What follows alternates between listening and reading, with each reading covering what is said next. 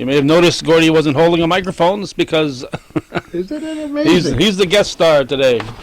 Gordie, make sure you. I don't know if you moved half a step here. That tripod might not know it, so don't. Okay, don't move. Don't Twitch. budge. Okay. All right, Gordie and I have been doing our little corner for since '97. So that's about 18 and a half years, I guess. Yeah, we're getting close to 19. Yeah, started in July, and one of the first things I heard from Gordie over the years, and I've heard it time and time again, is what am I ever going to do with all the drawings I used to do that I call Gittles when I was interviewing people on the radio? And finally, you've decided you're gonna put them to use. Tell us about it. Only because the wave was going by my house. Somebody showed me a column I had written in the Press Republican years ago about those pictures. Of course, I did one a week for many, many years and forgot about what I wrote in most of them. And they sent me the column talking about these pictures that I had made. And I had no idea what to do with them. Kay saved them all. I signed and dated every one.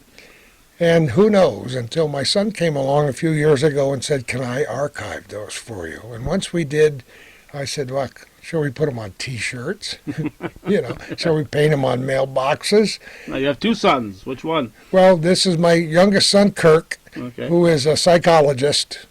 And psychologists know something about coloring books that I never dreamed before this happened, and that is that it's good for your mental health to color. It's good for your mental health to draw pictures, and that's probably why I did draw all those pictures when I was on the radio. Thousands and thousands of them. Do you have a count on how many it actually was?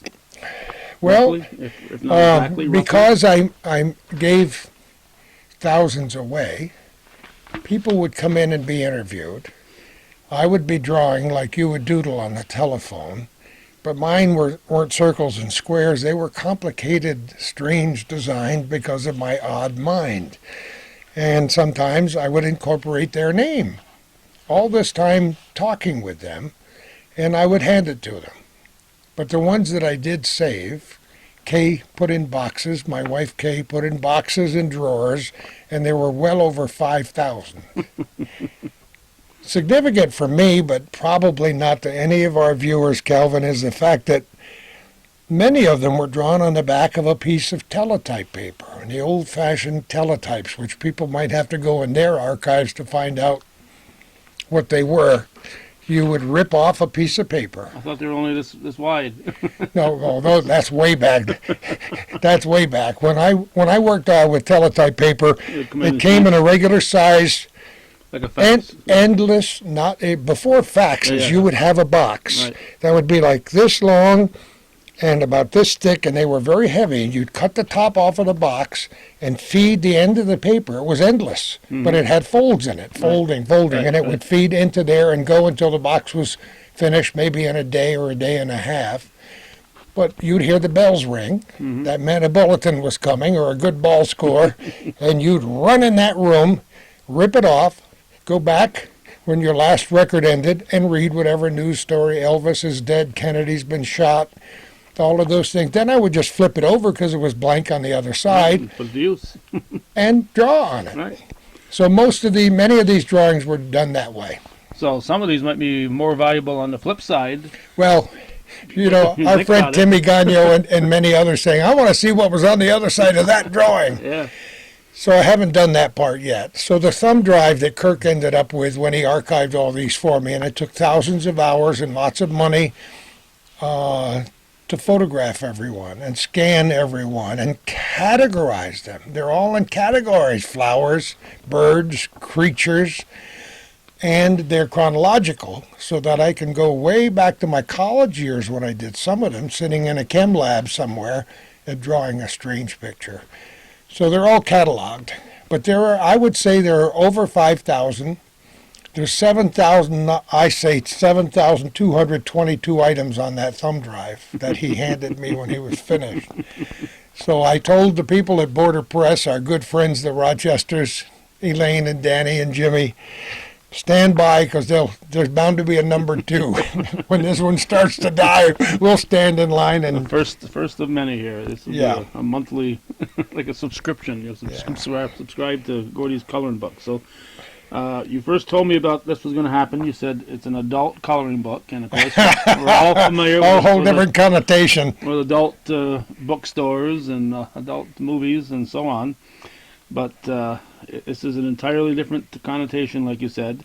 It's for grown-ups, not For grown-ups, we got to get away from that adult. To relax. You've heard of people who do paintings in restaurants. They have the sip and paint or sip and draw. Well, this could turn out to be a sip and color because I've already had offers from several restaurants to sit there and have people color in the book. While they're sipping? While they're sipping, or when they're eating, or whatever. And I told one lady in a restaurant, if you want to come up with a menu for the day I show up, call them Gordie Little Vittles. Vittles, there you go. So Gittles, why not? Gittles, Vittles. Well, I went on that World Wide Web yesterday there. Oh, you did? You've never done that before. No, but I thought I'd try it.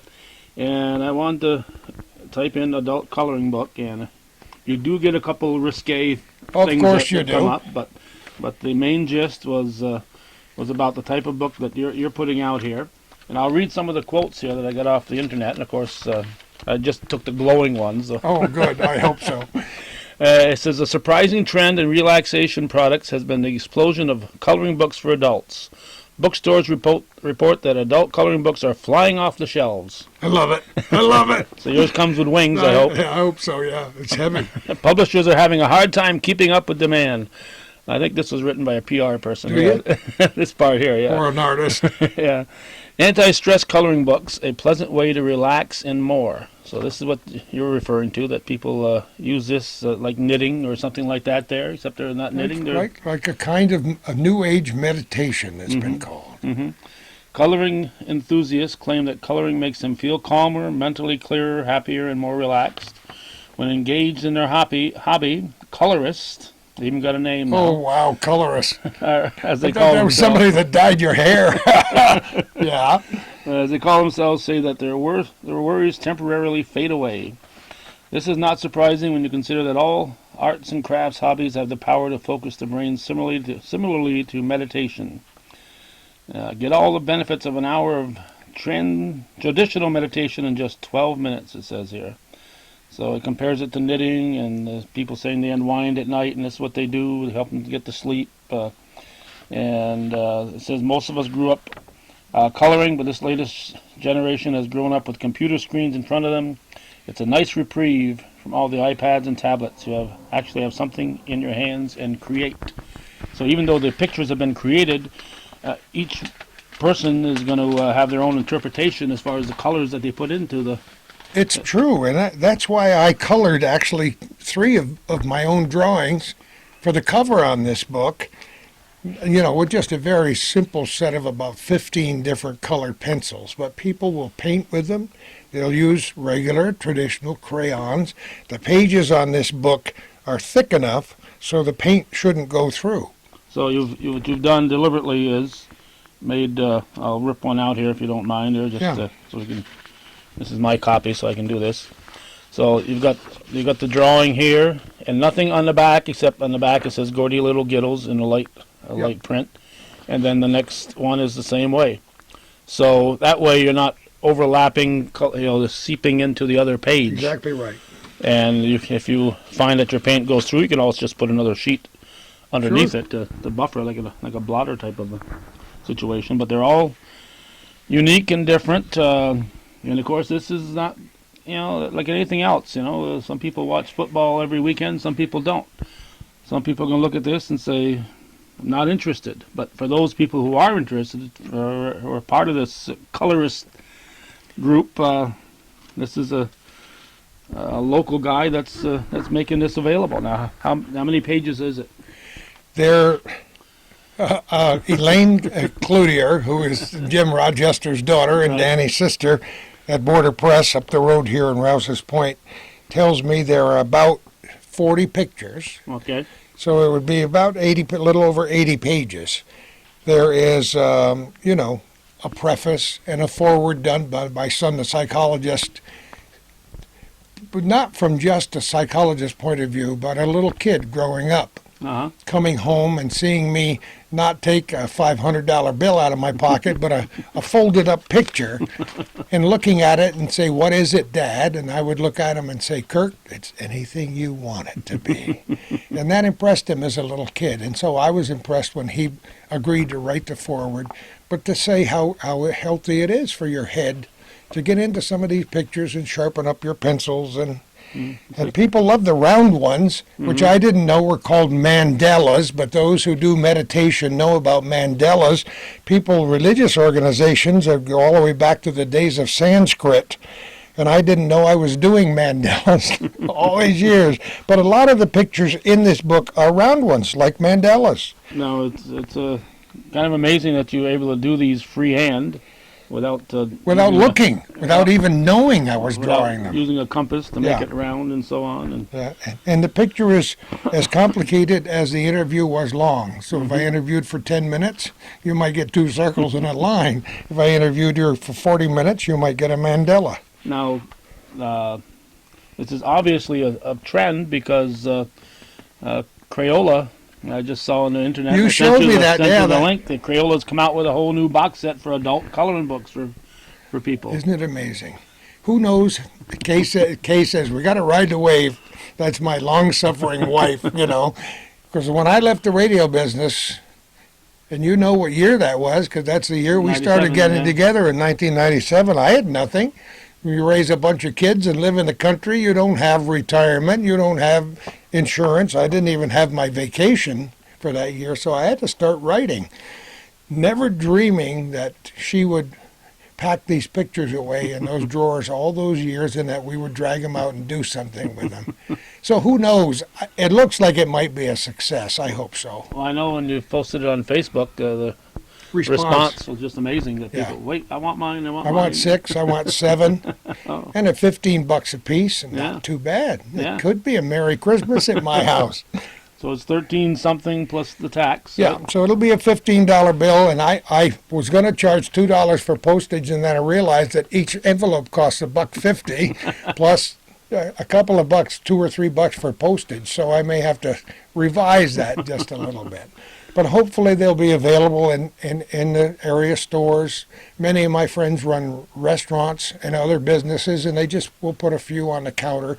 Somebody walks in and sees one, "Oh, yeah, I like that. I'll take 2 of those." And so it'll be fun. And here we are. What is the date now? The 20th of November. Yeah. And I didn't know they'd be ready in time for Christmas, but, you know.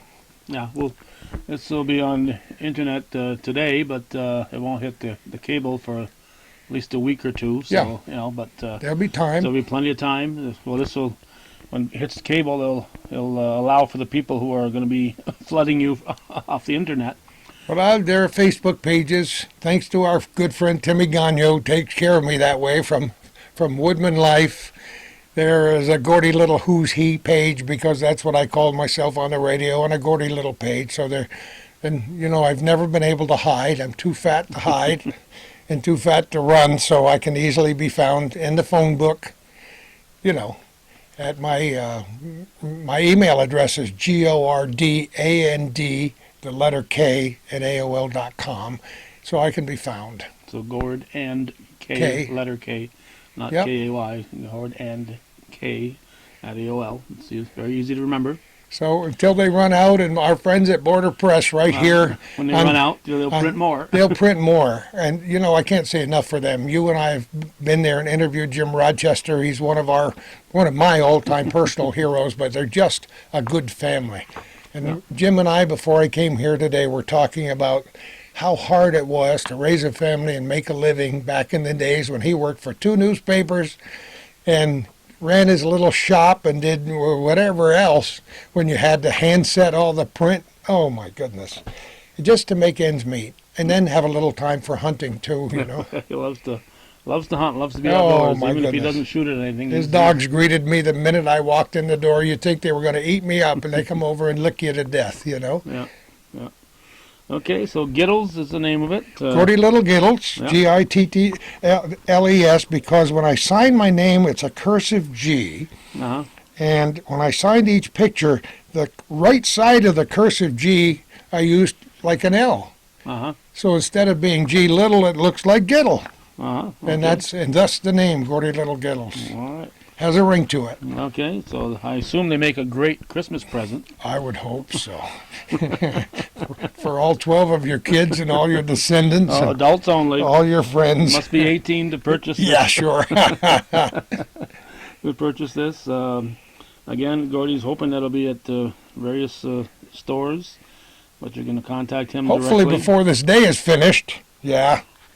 Okay. Anything else that folks there should know?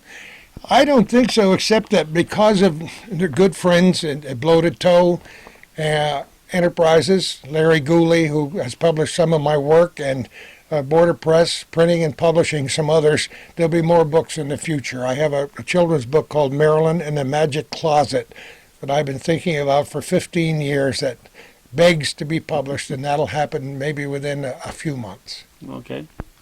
So you've got one or two ghost story books. I got one so far and a stack of ghost stories that are also begging to be put into book form. There's only 24 hours in the day, although you and I need at least 26 for our days. So we'll do it soon. All right.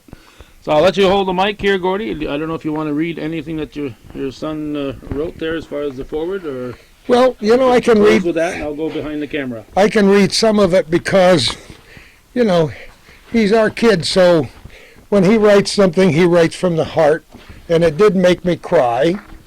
And that's as it should be, right? Because you love your kids, you love your grandchildren. As we're doing this program on the 20th of November, Kay and I are counting 37 great-grandchildren. So it is a Merry Christmas and a Happy Thanksgiving. And I'll just read a little bit of this from Kirk, if you don't mind. It's a foreword. He promised to do it, but then he got so busy with his organization that it took him a while, but he did send it to me, and it said, I used to love when my father would arrive home from work on the radio station, reach into his pocket and pull out a folded piece of paper. On it would be a wonderful picture. Ostensibly, it was a line drawing in blue ink on the back of old teletype, but to me it was something much more. This wasn't simply the doodlings of the surface man most people knew as Gordie Little. Who's he? The popular radio persona projecting confidentiality or confidently to a commercial audience. It was a glimpse of a much more vulnerable person who I knew wasn't often revealed to the public. What is it, I might ask, with the beautiful curiosity of a child? Rarely was it recognizable as something from ordinary life, and I longed to know of the thing on the paper and the man holding it. I wouldn't have known this then, but perhaps I was really asking, who are you? The answer, it would seem to me, was to be found in the picture. What does it look like? I was invited. Sure, the drawings came through the left hand of my father, penned while talking into a microphone, reporting the news, or playing the top 40 hits, all with one eye on the clock. But it was mine now, given that it was in the public domain, so I was free to make of it what I wished. And I delighted in using my imagination to put a tag on the tagless. It's a happy robot, I might ask. What do you want it to be? My dad would respond. And so it goes. Gittles, what do you want them to be? And he goes on to say that it's helpful, almost like medicine, to sit down with a sharp coloring pencil and color a Gordie Little Gittle or any other adult coloring page. So I thank everybody I thank Kirk especially for archiving these things, and for Kay for saving them for all those years. Who knows what else we have packed away in those drawers upstairs in our house. But it sure is fun doing it, and I hope people enjoy it.